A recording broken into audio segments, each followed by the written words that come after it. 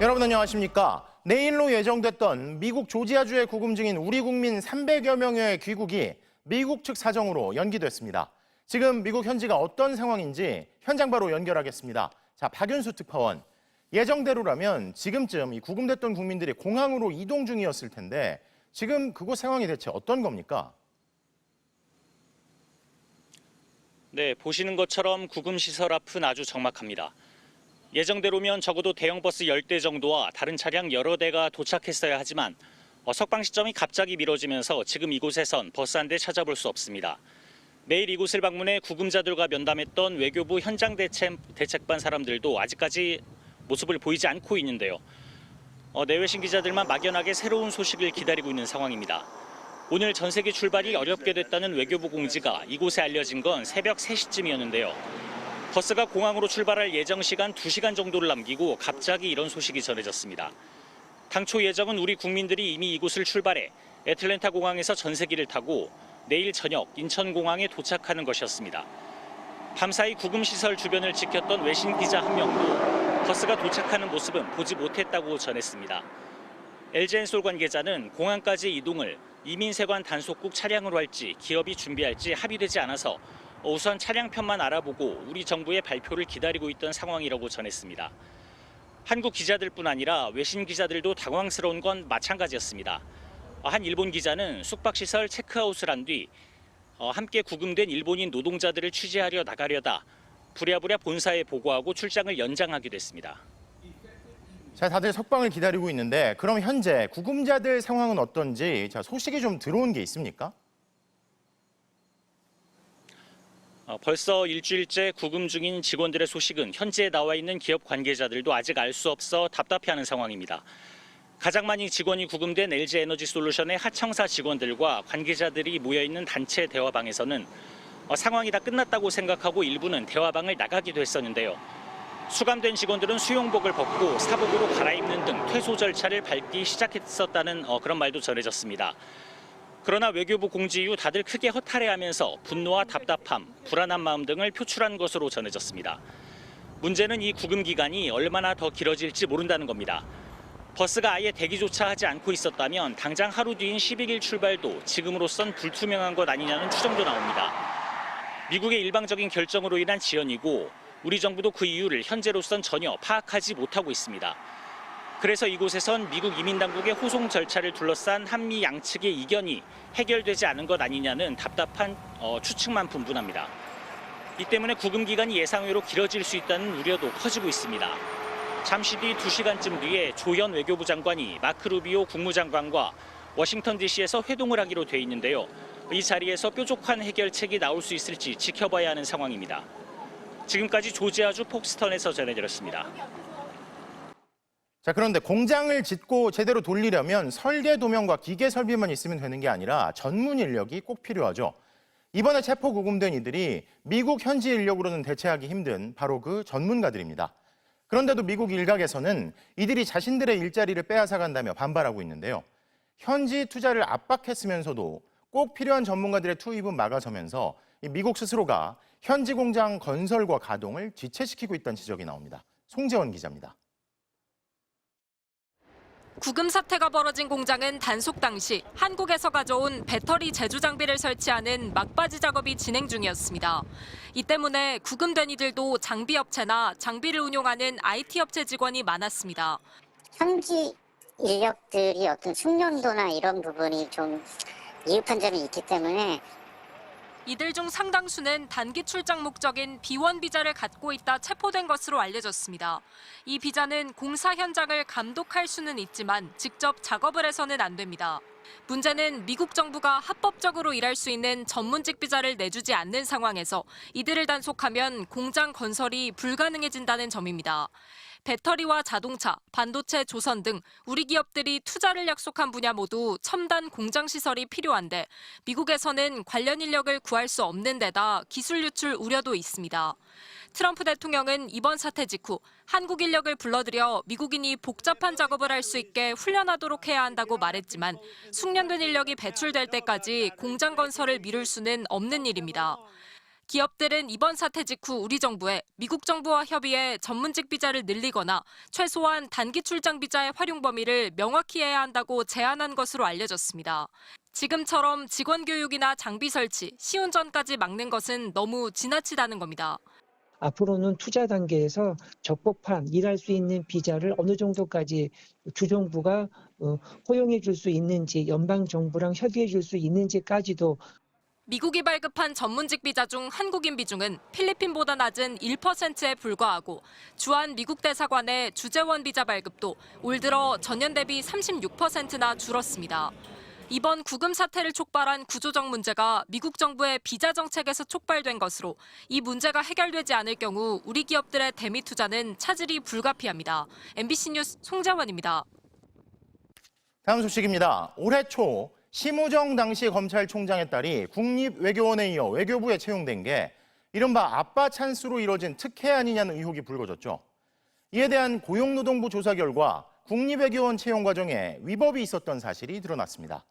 심우정 전 총장의 딸에겐 지원 자격조차 없었다는 게 핵심입니다. 먼저 백승우 기자의 보도입니다. 지난해 1월 올라온 국립외교원 기간제 연구원 채용 공고.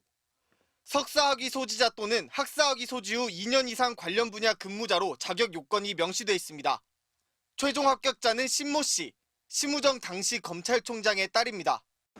그런데 딸 심 씨는 이때 석사학위 수여 예정 상태로 학위가 없었습니다. 자격 요건 미달이면 대개 서류 심사에서 걸러져야 되는 거죠. 현직 검찰총장의 자녀이기에 가능한 거 아니겠냐. 취업난에 내몰린 청년층은 더욱 공분했습니다. 공정은 누구를 위한 공정입니까? 이 나라의 청년들은 과연 누구를 신뢰해야 합니까? 결국 신고를 받고 조사에 들어간 노동부가 채용 과정에 위법이 있었다고 결론 내렸습니다. 심 씨가 국립외교원 연구원에 석사학위 예정자 신분으로 최종 합격한 건 서류 전형 등 이미 그 전 단계에서 자격 요건을 충족했어야 하는 절차를 위반한 거라고 봤습니다. 또 국립외교원이 최종 합격자 발표 후 채용일을 기준으로 석사학위 소지 등 자격 요건을 적용한 건 공고를 변경한 것으로 이미 자격 요건을 갖췄던 구직자들에게 불이익을 준 거라고 판단했습니다. 앞서 심 전 총장이 근무 개시일 이전에 석사학위를 취득해 자격 요건을 충족했다고 반박하고 외교부도 학위 취득 예정자를 인정했던 사례가 있다고 주장했던 게 위법 행위를 덮지 못한 겁니다. 노동부는 또 다른 의혹이 제기된 심 씨의 외교부 공무직 연구원 채용에 대해서는 위법성을 발견하지 못했다고 밝혔습니다. MBC 뉴스 백승우입니다. 자, 그런데 MBC 취재 결과 더 큰 의혹이 제기됐던 심우정 전 검찰총장 딸의 외교부 채용과 관련해선 문제가 없었던 게 아니라 아예 제대로 된 조사 자체가 없었다는 사실이 확인됐습니다. 당시 외교부 서류 전형 3등이었던 심 전 총장의 딸에게 면접 심사위원 3명 중 2명이 만점을 주면서 순위가 뒤집혔는데 만점을 준 심사위원 2명에 대해선 본인 동의가 없다는 이유로 아예 조사조차 이루어지지 않았다는 사실이 확인된 건데요. 이젠 수사로 밝혀야겠죠. 이어서 신재웅 기자의 단독 보도입니다. 심우정 전 검찰총장의 딸은 국립외교원 기간제 연구직 채용 1년 뒤인 올해 초 외교부 공무직에 지원했습니다. 심 씨의 서류 전형 평균 점수는 75.3점, 2등과는 3점, 1등과는 7점 넘게 차이가 났습니다. 그런데 이후 진행된 면접에서 심사위원 3명 중 2명이 만점을 주면서 순위가 뒤집혔습니다. 하지만 노동부는 정작 이들 심사위원들은 제대로 조사도 하지 못했습니다. 심사위원 3명 중 1명만 전화로 조사했을 뿐 다른 2명은 본인이 동의하지 않는다는 이유로 연락처도 확보하지 못한 걸로 확인됐습니다. 심우정 전 검찰총장 딸에게 면접에서 만점을 줘 1등으로 뽑아준 바로 그 2명입니다. 노동부 관계자는 체포나 압수수색 등 강제 수사권이 없는 만큼 조사에 응하지 않아도 처벌할 수 없어 한계가 있다고 설명했습니다. 채용 기준이 바뀐 과정도 석연치 않습니다. 외교부는 당초 경제 분야 석사학위 소지자 중 실무 경력 2년 이상을 지원 요건으로 공지했습니다. 하지만 마땅한 지원자가 없다며 한 달 만에 전공 분야를 국제정치로 바꾸었고 결국 국제협력을 전공한 심 씨가 합격했습니다. 국립외교원부터 외교부 채용까지 공교롭게도 모두 심 씨가 유리한 방향으로만 그때그때 기준이 달라졌습니다. 딸의 채용 특혜 의혹은 지난해 심우정 전 검찰총장 인사청문회 과정에서부터 꾸준히 제기되어 왔습니다. 하지만 윤석열 정부 내내 별다른 조사는 없었고 외교부는 올해 4월에야 채용을 유보하고 감사원에 공익감사를 청구했습니다. 민주당이 앞서 심우정 전 검찰총장과 조태열 전 외교장관 등을 직권남용 권리행사 방해 혐의로 고발한 만큼 채용 과정에 청탁 또는 윗선의 외압이 있었는지는 결국 공수처 수사와 감사원 감사로 확인돼야 할 것으로 보입니다. MBC 뉴스 신재용입니다. 자, 어제 KT 소액결제 해킹 사태가 가짜 기지국을 통해 이루어졌다는 소식 전해드렸는데요. 이와 관련해 KT가 이상 신호를 발견하고도 사흘 동안이나 문제가 무엇인지조차 파악하지 못했던 것으로 드러났습니다. 이상민 기자가 보도합니다. KT가 10여 년 전 LTE 기술과 함께 개발했던 초소형 기지국 펨토셀입니다. 신호가 약한 가정이나 사무실에서 통신 품질을 높이기 위해 설치하는데 지금도 곳곳에 설치돼 이용되고 있습니다. 이번 소액 결제 범행을 저지른 해커들은 이 장비를 해킹해 이용한 것으로 드러났습니다. 해커들은 불법 초소형 기지국을 만든 뒤 진짜 KT 기지국과 휴대전화 사이에서 개인정보를 빼낸 것으로 보인다는 게 과학기술정보통신부의 설명입니다. 전문가들은 해커들이 장비를 차량에 싣고 다니며 해킹을 했을 것으로 보고 있습니다. 서울 금천구, 경기도 광명시와 부천시 등 특정 지역이나 아파트에서 피해자가 무더기로 나온 것도 이런 방식 때문이라는 겁니다.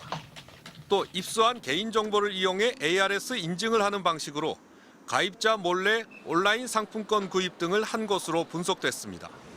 하지만 해커들이 가짜 기지국으로 어떻게 KT 통신망에 정상적으로 접근할 수 있었는지는 확인되지 않고 있습니다.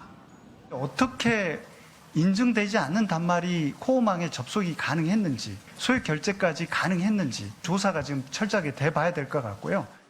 KT의 경우 사실상 통신망이 해킹된 것과 마찬가지라 보안에 문제가 있었다는 지적을 피할 수 없게 됐습니다.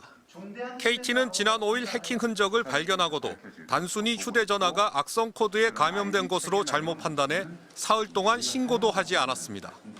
저희 관리 시스템에도 없는 실제 아이디만 보였지 저희도 이 실체를 아직 모르고 있습니다.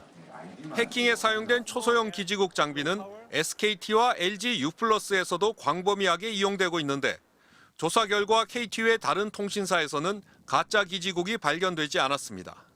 과기부는 KT가 파악한 불법 기지국 정보를 다른 통신사의 점검용으로 공유하는 한편 만일의 사태에 대비해 통신 3사의 신규 초소형 기지국의 통신망 접속을 전면 제한하라고 통보했습니다. MBC 뉴스 이상민입니다.